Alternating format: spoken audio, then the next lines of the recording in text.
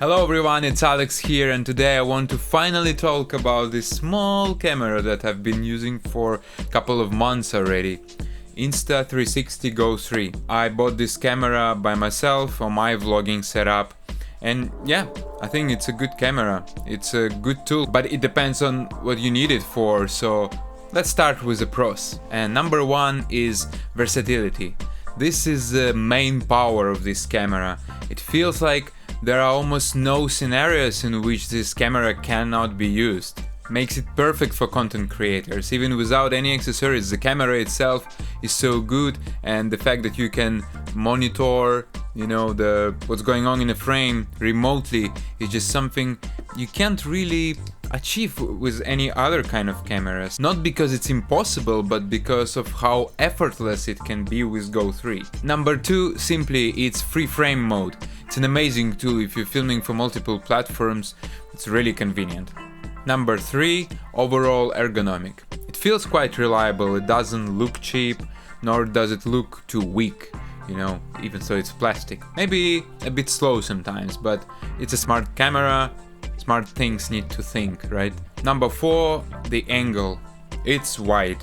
Because of this, I cannot consider the Go3 anything but an action camera. Though you have some control over it, the distortion is still significant, so yeah, fish eye all the way. Number five, the battery. I think it's good. Of course, it's a small camera and it runs out of power faster than some others, but it does what it promised. And if you plan to use it a lot, definitely think about charging, like a power bank or something like that. But the good thing that the camera charges really fast, and I've never had an issue with quickly charging it between sets. Number six, as I said, Go3 is pretty smart. There are many cool features such as star lapse, pre-recording mode, shooting timer, or you can turn off this light so you can make secret videos. It shoots well in auto, and you can adjust the exposure level in auto mode, which is cool, but the coolest thing I think is that you can also switch it to manual mode. In some scenarios that's really useful. Now cons. Again, smart things think. It takes time. Insta360 Go3 is not ideal for suddenly starting shooting within a second, Actually, it can start shooting just with a single press of a record button, but it takes some time. I compare it with my old GoPro session. This robust thing just has one button and no screen. It starts faster and the delay is more consistent. However, if you know in advance that you will have to capture something, there is a pre-recording feature that may fix this issue. Hey guys, I'm editing this video right now, and there are two things I want to mention. One is good and one is a bad one. So I say that camera is reacting a bit slow, and I shoot this clip where I'm acting like it's not turning on fast enough, but ironically it did not turn on at all. I have it on the video. You can see that it just gave me connection screen, and then it failed. Give me an error. I had to restart it to start shooting.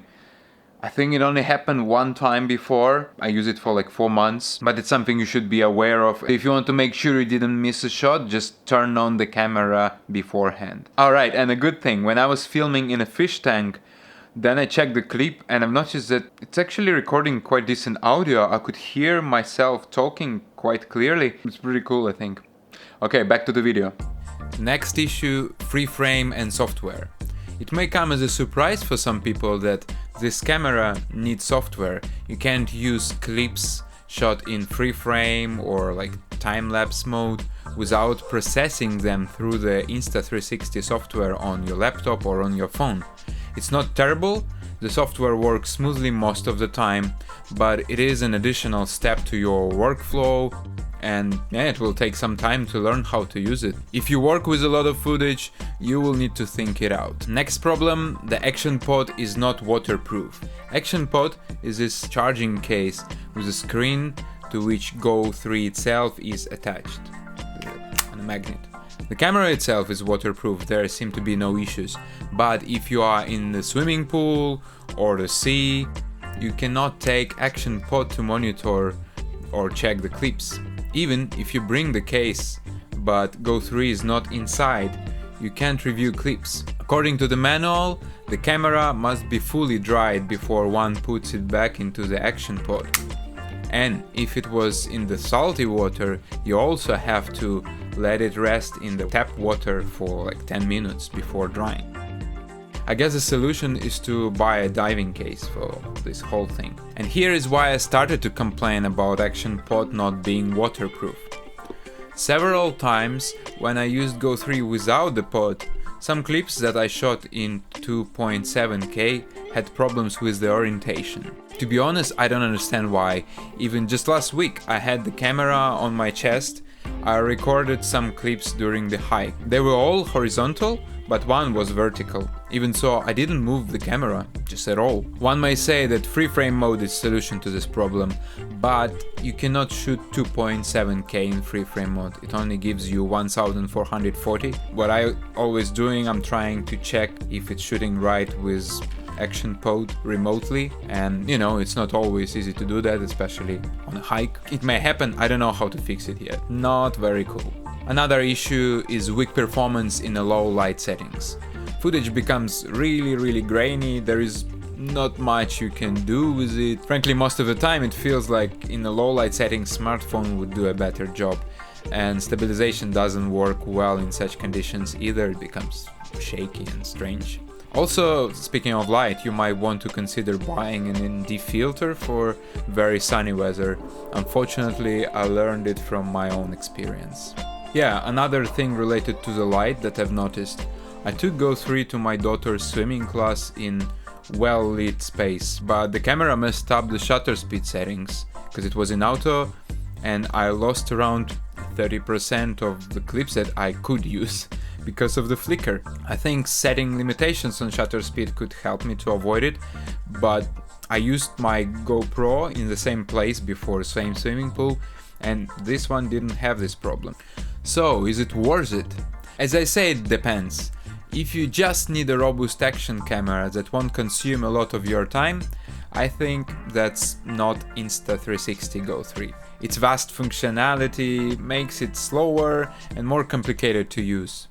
Plus, its detachable nature and the flipping screen make it less solid as a piece. Another thing I really want to highlight here, a lot of big YouTubers claim that this camera is their new favorite and they promise to carry it in their bags from today on. Well, I believe they are sincere, yeah, they will use it, why not? But remember, they have other cameras in their bags. I don't think that Go3 is the best option for your first ever camera. Yes, it is versatile and super functional, but the fisheye footage is limiting. You will still have to mix in some shots from your phone or another camera. It should be the second camera in your bag, I think. You will enjoy all its advantages and you won't be limited by its cons. And finally, if you are always shooting different kinds of footage in different circumstances and you posting it on different platforms, then this camera was made for you. Spend some time understanding its functionality and you will get a whole new space for creativity, like a ready-to-use studio that literally fits into your pocket. In this case, it's a great buy. Thank you if you watched it till the end. I hope this video was useful for you. If you have more questions about this camera, feel free to contact me, I'll be glad to help. It was Alex Tchaikovsky, till the next time, and goodbye. I hope my daughter will not watch this.